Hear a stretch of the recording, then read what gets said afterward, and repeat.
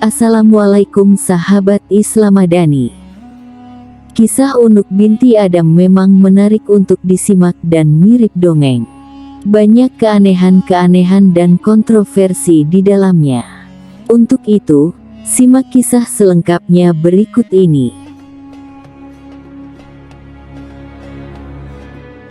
Menurut Ibnu Tabari dalam Tarikhu At-Tabari, jumlah putra dan putri pasangan Nabi Adam dan Siti Hawa lumayan banyak. Konon Siti Hawa hamil sebanyak 120 kali, dan setiap kehamilan melahirkan anak kembar dua, laki dan perempuan.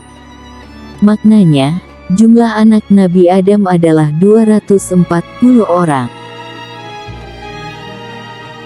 Soal jumlah putra-putri Nabi Adam ini memang ada banyak riwayat yang berbeda. Imam Ibnu Jarir dalam kitab tarikhnya yang diriwayatkan dari beberapa perawi menyebutkan bahwa putra-putri Hawa dengan Adam tidak sebanyak itu. Hawa melahirkan 40 anak dari 20 kelahiran. Atsar ini juga disebutkan oleh Ibnu Ishaq dengan sanad yang sama. Beberapa ulama menjelaskan, pada setiap kelahirannya 2 anak kembar, 1 orang putra dan 1 orang putri. Anak pertama mereka adalah Qabil dan Iklimah, sedangkan anak terakhirnya, bernama Abdul Mughits dan Amatul Mughits.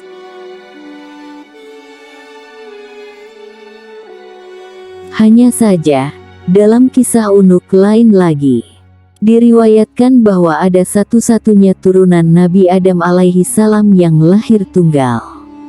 Dia adalah Unuk. Dia memiliki ciri yang unik, yakni dengan 2 kepala, sebagaimana kepalanya terdapat pada masing-masing bahu, yakni kiri dan kanan. Kemudian ciri berikutnya memiliki 20 jari tangan, yakni telapak tangan masing-masing 10 jari. Memiliki kuku yang panjang dan bengkok. Diriwayatkan, Hawa dengan jiwa keibuannya, tetap merawat Unuk hingga si anak dewasa. Setelah itu, terjadilah peristiwa pembunuhan pertama di bumi, yakni Qabil membunuh Habil. Atas peristiwa tersebut, Qabil meninggalkan gunung dan menempati lembah. Maka terpisahlah kedua kelompok anak Adam, dengan balada yang berbeda. Kelompok yang beriman bersama Adam dan Hawa menempati puncak gunung, sementara Qabil dan keturunannya menempati lembah. Hawa memperlakukan anaknya sama, merawatnya agar menjadi manusia beriman dan bertakwa kepada Allah Subhanahu wa Ta'ala. Itu menjadi ciri keturunannya yang mendiami puncak, sementara yang senang melanggar perintah Allah menempati lembah. Saat berangkat dewasa, Unuk bergabung dengan Qabil.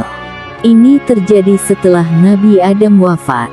Beberapa sejarawan menyebutkan bahwa sebelum meninggal dunia, Adam merasakan hidup bersama anak, cucu, cicit, dan seterusnya hingga berjumlah 40.000 orang. Ketika Nabi Adam wafat, seluruh keturunan Adam menangis selama 7 hari 7 malam karena duka. Melihat hal tersebut, maka setan menggoda mereka. Setan merayu anak-anak Adam yang ada di lembah, sebab perangai anak Adam di lembah tersebut mudah tergoda oleh setan. Iblis menawarkan untuk menghibur mereka dengan musik. Maka dari sinilah bermula musik, berupa seruling. Dan suara suling tersebut terdengar sangat jauh hingga ke puncak. Mereka yang sedang berduka tiba-tiba menjadi heran dengan suara yang aneh tersebut. Mendayu-dayu, dan sesekali dengan suara yang menyayat jiwa mereka. Mereka yang ada di gunung terperanjat, namun mereka tetap bisa mengontrol diri. Kecuali Unuk binti Adam, dengan hati bergejolak, ia meninggalkan puncak dan menuju lembah, bergabung bersama Qabil dan saudaranya yang lain, menikmati musik dan tarian. Di lembah, Unuk berjumpa dengan banyak lelaki. dan Unuk pun kecanduan seks bebas. Banyak lelaki menggaulinya. Setiap bertemu laki-laki dia melakukan hubungan intim. Tanpa disadari, dia pun hamil tanpa tahu siapa ayah dari anak yang ia kandung. Sejatinya, Unuk tidaklah cantik, bahkan bisa dibilang buruk rupa, sehingga mustahil ada lelaki suka padanya. Namun, Unuk punya ilmu sihir yang membuat lelaki terpedaya. Ia bisa menaklukkan tiap lelaki yang dikehendakinya. Unuk akhirnya melahirkan anak lelaki bernama Waj, alias Auj, alias Uaih, atau sebut saja Auj bin Unuk. Nasabnya ibu, karena tidak mereka ketahui siapa ayahnya. Siti Hawa sedih atas kelakuan putrinya itu. Maka beliau pun berdoa kepada Allah, agar anaknya tersebut segera lenyap dari muka bumi. Allah pun mengutus singa sangat besar, yang melebihi ukuran gajah. Singa menyerang Unuk, merusak seluruh badannya. Inilah kematian pertama oleh binatang.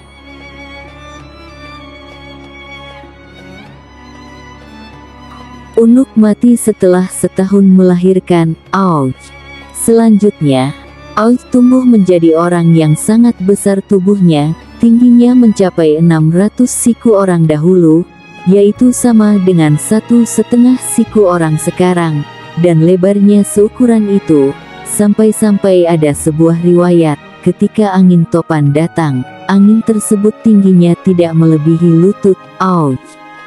Apabila dia duduk di atas gunung, tangannya dia ulurkan ke laut mengambil ikan, dan kemudian memanggangnya di matahari. Dan apabila dia marah kepada sebuah penduduk kampung, dia mengencingi mereka sehingga mereka tenggelam dalam air kencingnya. Menurut sebuah riwayat, Auj menguasai sebuah penduduk kampung. Diriwayatkan pula bahwa Auj bin Unuk hidup sampai 4.500 tahun. Dia masih hidup hingga zaman Nabi Musa. Diriwayatkan, pada era Nabi Nuh, Auj bin Unuk berjasa membantu sang Nabi mengangkut kayu-kayu besar untuk membuat kapal. Dikisahkan, Allah memerintahkan Nabi Nuh alaihi salam pergi ke Kufah untuk mengangkut pohon saj. Akan tetapi, Nabi Nuh bingung bagaimana cara mengangkutnya.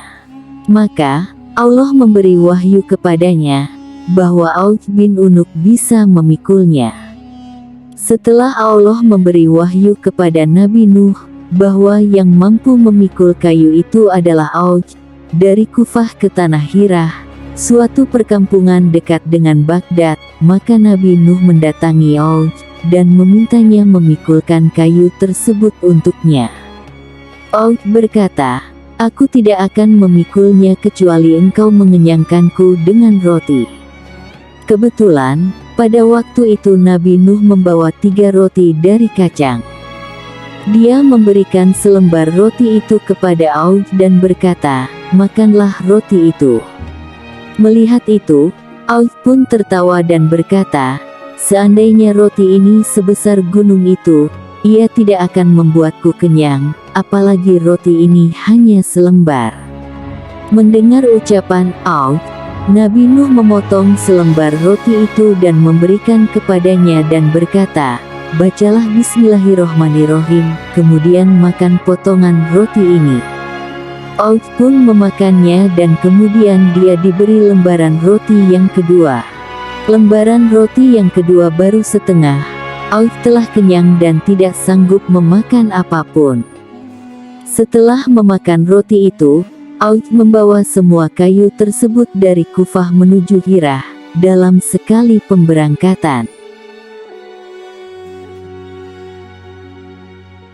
Tatkala Nabi Nuh merampungkan membuat bahtera dan banjir mulai datang, Auj memohon kepada Nabi Nuh agar ia diberi tempat dalam bahtera tersebut. Akan tetapi Nabi Nuh menolak keinginannya itu. Saat banjir melanda seluruh dunia, tinggi air tidak mencapai lutut Auj bin Unuk. Bahkan Auj hidup hingga masa Nabi Musa alaihi salam. Auj membenci Musa dan ingin membunuhnya. Dia menghampiri tentara Musa untuk mengetahui jumlah mereka. Dia mendapatkan mereka hanya kumpulan orang dalam satu farsak. Lalu dia pergi ke sebuah gunung dan kemudian mencabut gunung itu dari bumi. Gunung itu dibawanya di atas kepalanya, dan datang untuk menimpakannya ke tentara Nabi Musa. Pada saat itu, Allah mengutus burung hudhud yang paruhnya diciptakan dari besi.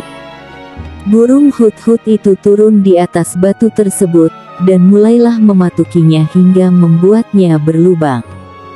Lalu ia turun ke pundak Auj, dan kemudian masuk ke dalam mantelnya hingga Auj tidak bisa bergerak. Ketika Nabi Musa melihat itu, dia menghampirinya dan memukulnya dengan tongkatnya, yang panjangnya 10 siku, sambil melompat ke udara setinggi 10 siku. Tingginya Nabi Musa adalah 10 siku. Jadi, pukulannya ke betis Auj pun tidak sampai. Akan tetapi, setelah Musa memukulnya, Auj tersungkur dan kemudian meninggal, serta terlempar di lapangan kosong seperti gunung yang besar. Diriwayatkan bahwa di negeri Tatar atau Tartares, ada sungai yang bernama At-Tai. Di sana terdapat jembatan lengkung yang besar. Konon, jembatan tersebut berasal dari tulang Auj bin Unuk, dan merupakan salah satu dari keajaiban dunia.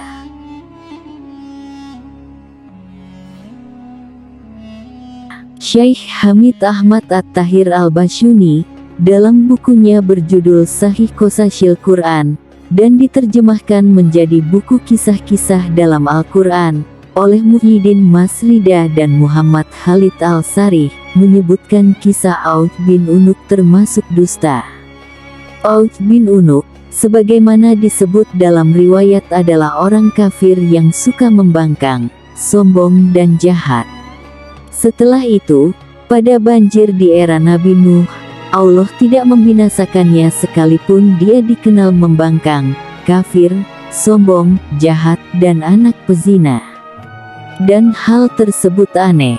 Secara akal, Syekh Hamid Ahmad At-Tahir mengatakan, bagaimana mungkin Allah membinasakan anak Nuh karena kekufurannya, dan ayahnya adalah seorang nabi dan pemimpin orang beriman, sedangkan Allah tidak membinasakan Auj bin Unuk. Padahal, dia lebih zalim dan melampaui batas dari apa yang mereka sebutkan. Ibnu Katsir kemudian menyalahkan riwayat ini karena bertentangan dengan Al-Quran dan hadits sahih. Sedangkan dalil nakli dari Al-Quran, Allah berfirman, dan kami tenggelamkan golongan yang itu. Quran Surah Asy-Syu'ara ayat 66. Allah juga berfirman, Nuh berkata, ya Tuhanku, janganlah engkau biarkan seorang pun di antara orang-orang kafir itu tinggal di atas bumi. Quran Surah Nuh ayat 26. Riwayat-riwayat ini juga bertentangan dengan hadits sahih dari Nabi Muhammad, bahwa beliau bersabda, sesungguhnya Allah menciptakan Adam, panjangnya 60 hasta, kemudian ukuran penciptaan itu terus berkurang hingga sekarang. Ini merupakan hadits sahih dari Nabi Muhammad SAW, yang tidak pernah berbicara karena mengikuti hawa nafsu. Ucapannya itu tiada lain hanyalah wahyu yang diwahyukan kepadanya. Quran Surah An-Najm ayat 4. Kenyataannya, tinggi manusia terus berkurang mulai dari diciptakan Adam, hingga sekarang. Ini berarti bahwa tidak ada keturunan Adam, yang lebih tinggi darinya. Saya kira riwayat tentang Auj bin Unuk ini tidak lain berasal dari orang kafir, yang notabene merupakan musuh para nabi. Wallahu alam, ujar Syekh Hamid Ahmad At-Tahir. Kemudian, Ibnu Qayyim Al-Jauziyah menjelaskan kedustaan dari riwayat ini. Dia berkata, Tidak terlalu mengherankan bahwa mereka berani berdusta kepada Allah. Namun yang lebih mengherankan, apabila ada orang yang berani memasukkan hadits ini ke dalam kitab-kitab para ulama, dan kitab-kitab tafsir yang diakui, serta tidak menjelaskan kerancuannya. Menurut ahli kitab, Auf bin Unuk bukan berasal dari keturunan Nuh, melainkan keturunan Adam. Sementara Allah berfirman, dan kami jadikan anak cucunya orang-orang yang melanjutkan keturunan. Quran Surah Ash-Shofat ayat 77. Allah memberitahukan bahwa semua orang yang masih hidup di muka bumi termasuk keturunan Nuh. Seandainya Auf itu memang benar ada, niscaya dia tidak hidup lagi setelah Nuh. Ibnu Qayyim al-Jauziyah menambahkan, tidak diragukan lagi, bahwa hadits ini dan semacamnya dibuat oleh orang kafir dari ahli kitab, yang mengejek para rasul dan pengikutnya. Wallahu alam bisawab.